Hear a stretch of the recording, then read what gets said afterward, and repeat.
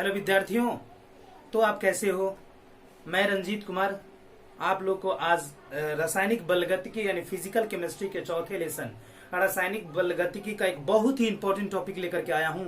इसमें मैं आपको क्लियर करा दूंगा फाइनल एग्जामिनेशन 2021 के लिए एक दीर्घोत्तरीय प्रश्न जो आपके 5 अंक स्तरीय है, उसको इस वीडियो में हम लोग क्लियर कर लेंगे। समझो कि ये क्वेश्चन अगर आया तो आपने लिख डाला, इतनी सरलतम भाषा में मैं इसको बताऊंगा, है ना। तो आज हम जानते हैं एक लॉन्ग क्वेश्चन के रूप में, और वो टॉपिक है शून्य कोटि की अभिक्रिया, है ना। इसे हम बोलते हैं शून्य कोटि की अभिक्रिया, और शून्य कोटि की अभिक्रिया इसे हम बोलते हैं बाबू। तो अब ध्यान देंगे शून्य कोटि की अभिक्रिया के बारे में, है ना। शून्य कोटि अभिक्रिया को बोलते हैं जीरो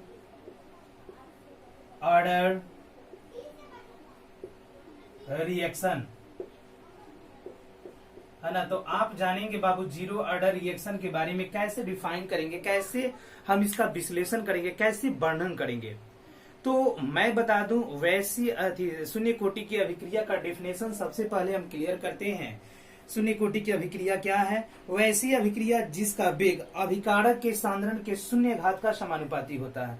वैसी अभिक्रिया जिसका वेग, देखिए वैसी अभिक्रिया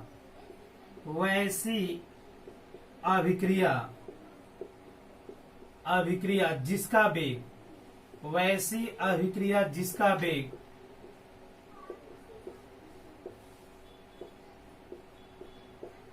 अभिकारक के सांद्रण के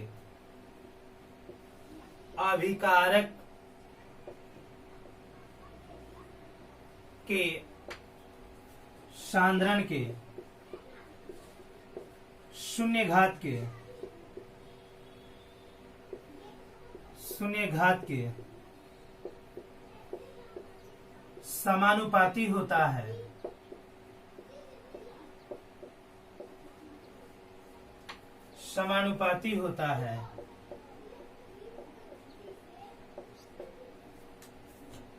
उसे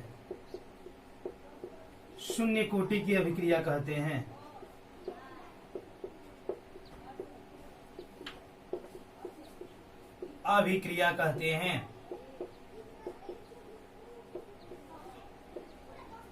तो आप ये तो क्लियर कर गए कि शून्य कोटि की अभिक्रिया किसे कहते हैं, यानी वैसी अभिक्रिया जिसका वेग अभिकारक के सांद्रण के शून्य घात के समानुपाती होता है, उसे शून्य कोटि की अभिक्रिया कहते हैं। तो शून्य कोटि की अभिक्रिया के बारे में आपने क्लियर कर लिया। तो इस तरीके से ये जानकारी तो आप कंफर्म हो गए कि शून्य कोटि की अभिक्रिया किसे कहेंगे। अगर इससे भी सरल भाषा में आपको डिफिनेशन जानना हो तो जानेंगे, वैसी अभिक्रिया जिसमें अभिकारक का वेग जो होता है सांद्रण के समानुपाती नहीं होता है। वैसी अभिक्रिया जिसमें अभिकारक का वेग, है ना, या अभिक्रिया का वेग जो होता है सांद्रण के समानुपाती नहीं होता है, उसे हम शून्य कोटि की अभिक्रिया कहते हैं। वैसी अभिक्रिया जिसमें अभिक्रिया का वेग अभिकारक के सांद्रण के समानुपाती नहीं होता, उसे भी हम शून्य कोटि की अभिक्रिया कहते हैं। इसमें आप क्लियर कर लेंगे, वैसी अभिक्रिया जिसका वेग अभिकारक के सांद्रण के शून्य घात के समानुपाती होता है, उसे हम क्या कहेंगे, शून्य कोटि की अभिक्रिया कहते हैं। तो आप ये क्लियर कर गए। अब इसे हम अगर लिखते हैं इक्वेशन के रूप में, यदि मानते हैं कोई समीकरण, है ना, कोई समीकरण हो ए, प्रतिफल इससे बनाता हो बी, है ना, लेकिन अगर ए सांद्रण, है ना, यहाँ पे शून्य समय पर, है ना, शून्य समय पर ये सांद्रण प्रतिफल में बदलता हो, और a माइनस एक सांद्रण t समय पे ऐसा होता हो, है ना। अगर हम मानते हैं यदि ऐसा कंडीशन बनता है, यदि अभिकारक a से प्रतिफल b का निर्माण होता है ना, जिसके सांद्रण शून्य समय पर a और a माइनस एक t समय पर होता है, तो अभिक्रिया का वेग क्या होगा। तो इसे आप यहाँ से डाल सकते हैं, अभिक्रिया का वेग। तो यहाँ पे लिख सकते हैं अभिक्रिया का वेग बराबर होता है ना, अभिक्रिया का वेग। तो अभिक्रिया का वेग बराबर होता है माइनस, है ना, यहाँ पे दे सकते हैं माइनस ना देना चाहते हैं तो आप सीधा लिख सकते हैं dx बाई dt, और ये समानुपाती होता अभिकारक के सांद्रण a माइनस एक्स के शून्य घात का समानुपाती होता है। यही ना अभिक्रिया का है बाबू। तो dx बटा dt समानुपाती a माइनस एक्स शून्य घात का समानुपाती। तो हम जानते हैं बाबू, जब समानुपाती का यहाँ से चिन्ह हटा देंगे तो यहाँ पे होगा dx और बटा में हो जाएगा dt, है ना, बराबर में हो जाएगा के, और यहाँ पे हो जाएगा अभिकारक a माइनस एक्स का सांद्रण। तो हम जानते हैं जो किसी भी संख्या के पावर में अगर शून्य हो, किसी भी संख्या के पावर में क्या हो, शून्य हो, तो एनीथिंग पावर 0 इक्वल टू क्या होता है, 1 होता है। तो यहाँ पे इम्प्लाइज दैट हम लिखते हैं dx बट्टा में dt, है ना, बराबर होता है क्या, k इंटू शून्य। तो इम्प्लाइज दैट होता है बाबू dx बट्टा dt, है ना, और यहाँ पे प्राप्त होता है बराबर में क्या, k। तो इस तरीके से हमें dx बटा dt इक्वल टू k प्राप्त हो गया, है ना। यह शून्य कोटि की अभिक्रिया का एक गणितीय रूप हुआ, यानी वैसी अभिक्रिया जिसका वेग अभिकारक के शून्य घात के समानुपाती होता है, उसे शून्य कोटि की अभिक्रिया कहते हैं। कोई इक्वेशन अगर इक्वेशन ऑफ बी माना जाए और उसके सांद्रण को a शून्य समय पर हो और a माइनस एक्स टी समय पर हो, तो अभिक्रिया का वेग जो होता है dx बटा dt समानुपाती a माइनस एक्स के शून्य घात का समानुपाती होता है। इस समानुपाती का चिन्ह हटाएंगे तो यहाँ पे क्या आएगा, k बराबर जो होता है वो वेग स्थिरांक है। k यहाँ पे क्या है, वेग स्थिरांक है, यानी यहाँ पे लिख सकते हैं, यहाँ k क्या है आपका, यहाँ वेग स्थिरांक है और k वेग स्थिरांक है। तो उस स्थिति में dx बटा dt, अब देखिए किसी भी संख्या के पावर में या किसी पद के पावर में शून्य हो तो उसका वैल्यू 1 होता है, तो 1 में k से गुना करेंगे, 1 होता है यहाँ पे, है ना। तो हम यहाँ पे क्या लिख देंगे बाबू, 1 लिख देंगे। शून्य घात के समानुपाती होता है, तो उस स्थिति में अगर इसके घात में शून्य हो तो यहाँ पे इसका वैल्यू कितना होगा, 1 होता है। तो k में 1 से गुना करते हैं तो हमें क्या प्राप्त होता है, k, यानी dx बटा dt इक्वल टू k प्राप्त होता है। तो इसे आसानी से आप नोट करेंगे और तब इसके वेग स्थिरांक का हम व्यंजक प्राप्त करेंगे। शून्य कोटि की अभिक्रिया के वेग स्थिरांक का अब हम क्या करेंगे, व्यंजक प्राप्त करेंगे। ध्यान देंगे व्यंजक हम कैसे प्राप्त करते हैं। शून्य कोटि की अभिक्रिया का अब हम व्यंजक प्राप्त करेंगे यहाँ से, है ना। सवाल का नया मोड़ और नई दिशा में लेकर के चलते हैं, इसको आप देखेंगे जो कैसे, है ना। शून्य कोटि की अभिक्रिया के वेग स्थिरांक का व्यंजक है बाबू, व्यंजक है किसका, वेग स्थिरांक का। वेग स्थिरांक का यहाँ पे हम व्यंजक प्राप्त कर रहे हैं। आप ध्यान देंगे शून्य कोटि की अभिक्रिया के वेग स्थिरांक का व्यंजक, है ना। तो शून्य कोटि की अभिक्रिया के वेग स्थिरांक का व्यंजक हम लोग प्राप्त करेंगे। तो व्यंजक में हमने माना कि अभिकारक A का सांद्रण A है, माना अभिकारक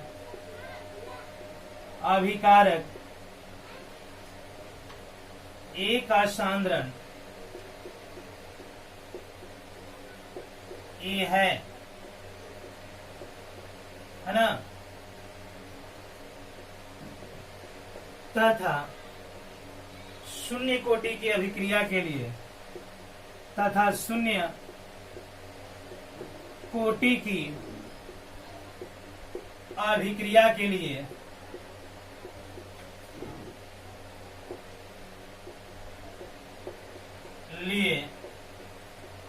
वेग स्थिरांक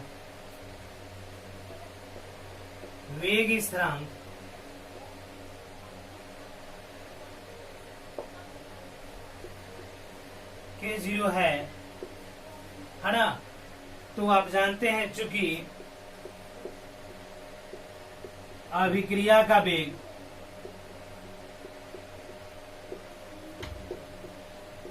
सांद्रण पर निर्भर नहीं करता है, सांद्रण पर निर्भर नहीं करता है।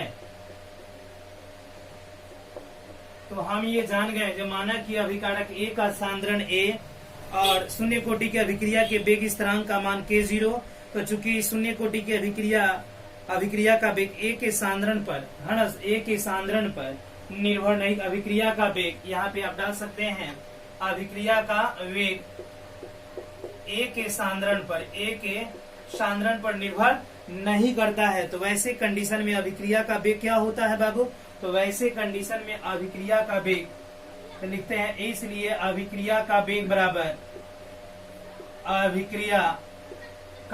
बराबर तो अभिकारक है, तो इसलिए माइनस dx बटा dt। अभिक्रिया का वेग अब निकालेंगे तो माइनस dx बटा dt है ना। तो dx बटा dt की जगह पर अब क्या आ जाएगा बाबू, अभिकारक a का साधारण a हो चुका है। तो a अब बराबर में होता है क्या यहाँ पे। तो एक चीज और याद रखेंगे बाबू, अभिक्रिया का वेग होता है अभिकारक के, तब वहां पे साधारण समानुपाती अभिकारक a का साधारण क्या है, a0 अगर माना जाए, क्योंकि शून्य घात के समानुपाती होता है। तो वैसी स्थिति में शून्य घात के समानुपाती अगर हम करें बाबू, तो यहाँ पे हम एक और लाइन बढ़ा सकते हैं, माइनस डी अभिकारक a का साधारण बट्टा में यहाँ पे होता है dt, और यहाँ पे हो जाता है k0 वेग स्थिरांक समानुपाती का चिन्ह हटेगा तो, और यहाँ पे हो जाएगा a0 यानी एनीथिंग पावर 0 इक्वल टू क्या होता है 1। तब उस स्थिति में आपका वैल्यू क्या हो जाएगा, माइनस डी अभिकारक a का साधारण बट्टा में होता है dt, और बराबर में क्या होता है k0। इसके बट्टा में एक मान करके यहाँ बाई क्रॉस मल्टीप्लाई कर देंगे, और बाई क्रॉस मल्टीप्लाई करने के बाद अब देखिए यहाँ पे मैं लिख दे रहा हूँ, आपका वैल्यू क्या होगा बाबू, तो यहाँ पे प्राप्त होता है माइनस डी अभिकारक a का साधारण बराबर होता है k0, और यहाँ पे क्या होता है dt, है ना। तो यहाँ पे मिल गया आपको माइनस, है ना, dA, और यहाँ पे मिलता है k0 dt। अब उस स्थिति में हम क्या करेंगे, तो दोनों तरफ समाकलन करेंगे। क्या करेंगे जी, तो यहाँ पे दोनों तरफ समाकलन करेंगे, लिखेंगे दोनों तरफ समाकलन करने पर है ना, तो समाकलन करने पर क्या करते हैं बाबू, तो इस माइनस का समाकलन नहीं होगा, माइनस बाहर हो जाएगा, डी अभिकारक a का साधारण बराबर कांस्टेंट का नहीं होगा, तो k0 समाकलन dt। अब बाबू इसका जब हम समाकलन करेंगे तो आप यहाँ पे क्लियरफाई हो जाएंगे। इस समाकलन में अभिकारक a का साधारण होता है क्या, इम्प्लाइज दैट माइनस अभिकारक a, और यहाँ पे होता है k0, और यहाँ पे t प्लस में हो जाता है c, लिख देते हैं, जहाँ c समाकलन स्थिरांक है, समाकलन स्थिरांक है ना। ये क्लियर हो गया जो आपका समाकलन स्थिरांक क्या है, c। इसे इक्वेशन नंबर फर्स्ट मान लेते हैं, है ना, जहाँ पे c आपका क्या है बाबू, समाकलन स्थिरांक है, और इसे इक्वेशन नंबर फर्स्ट मानते हैं। इसे आप उतार लेंगे, उतारने के बाद मैं आगे की ओर और बढ़ूंगा। इसमें 2-4 लाइन और रह गए हैं, तो इसे उतार लीजिए आप। हमने माना कि अभिकारक a का साधारण a तथा शून्य कोटि की अभिक्रिया के लिए वेग स्थिरांक k0 माना, तो अभिक्रिया का वेग a के साधारण पर निर्भर नहीं करता है। तब उस स्थिति में अभिक्रिया का वेग माइनस dA बटा dt समानुपाती a के साधारण के शून्य घात का समानुपाती, यानी इस संख्या के पावर में 0 है तो इसका वैल्यू क्या होगा, 1 होगा। तो यहाँ पे हम लोग बराबर में करेंगे तो k0 गुने 1, तो यहाँ पे हो जाएगा k0, इसके बट्टा में 1 मान करके तिरछा तिरछी गुना कर देंगे, माइनस डी अभिकारक a का साधारण बराबर k0 dt। तो हम दोनों तरफ अब समाकलन करेंगे तो यहाँ पे एक समीकरण प्राप्त होगा। यह प्रदत्त समीकरण हमारा इक्वेशन नंबर फर्स्ट होगा। चलिए आते हैं आगे की ओर बढ़ते हैं, है ना। तो आगे की ओर बढ़ेंगे तो देखिए हमें क्या क्या मिलता है बाबू। अब इसमें आता है, अब हमें मिल गया क्या, समीकरण 1 मिल गया। अब समीकरण 1 में जब t बराबर 0 और a का प्रारंभिक साधारण a0 माना जाए, है ना, जब t बराबर 0 तथा a का प्रारंभिक साधारण a और यहाँ पे 0 हो, तो अब देखिए हमें क्या, माइनस अभिकारक a का साधारण बराबर k0, और t का वैल्यू क्या रख देंगे 0, प्लस यहाँ पे क्या रखेंगे, तो यहाँ पे रखते हैं क्या बाबू, तो यहाँ पे रख देते हैं अभिकारक a का साधारण, है ना, अभिकारक a का साधारण। और शून्य कोटि के लिए यहाँ पे होता है माइनस अभिकारक, सॉरी यहाँ पे तो हमारा पहले c आया, c, है ना। अब उस स्थिति में अभिकारक a का साधारण बराबर, अब देखिए k0 में 0 से गुना करेंगे तो 0 प्लस c होता है, इम्प्लाइज दैट होता है c बराबर आता है माइनस अभिकारक a का साधारण।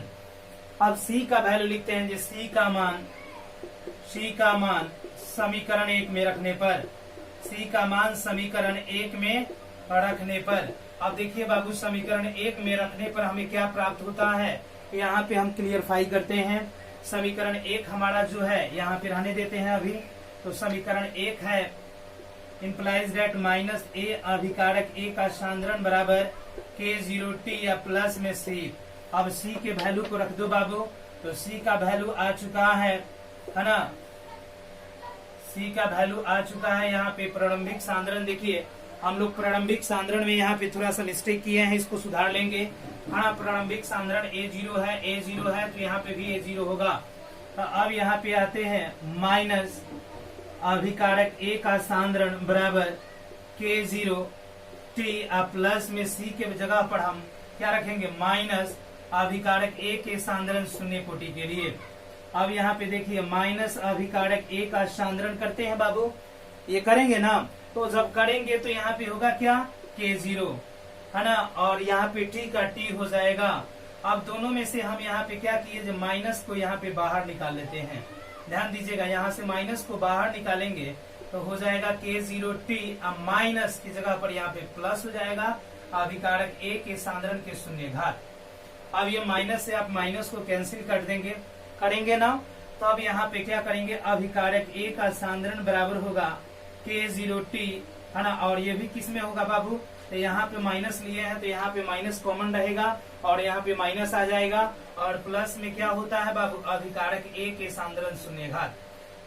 अब ये दोनों पद को एक तरफ कर देंगे बाबू, तब उस स्थिति में दोनों पद को जब एक तरफ करेंगे तो और उसके बाद हम लेके चले आएंगे, तो इसको इधर करेंगे और इसको इधर करेंगे, तो माइनस माइनस प्लस K0T बराबर होता है अभिकारक A के सांद्रण शून्य घात घटाव अभिकारक A है ना। प्रारंभिक सांद्रण में से अंतिम सांद्रण को घटाएंगे, तो अब इस स्थिति में हमें मिलेगा K0, तो K0 बराबर हो गया अभिकारक A के सांद्रण शून्य घात और माइनस यहाँ पे A का सांद्रण और बट्टा में क्या हो जाता है T।